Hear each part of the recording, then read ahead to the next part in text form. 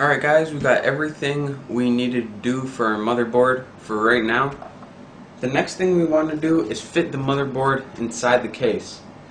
So go ahead and undo your side panels just like this.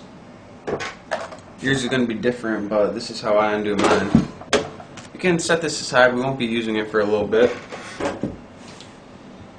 And the first thing I usually do is this piece right here is your basic motherboard fittings.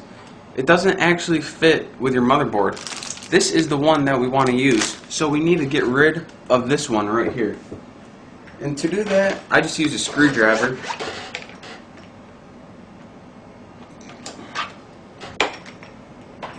I just take it,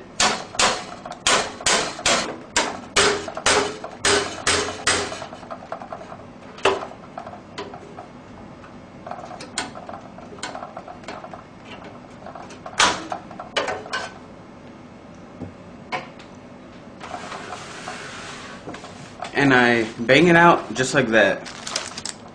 That's what she said. Next thing you're going to want to do is open your the one that came with your motherboard. And the way you fit this in is you go around here to the back,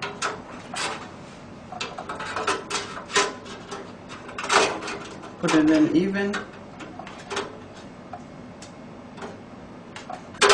and it should just snap right in place. And now we got our new custom motherboard fitting right in place.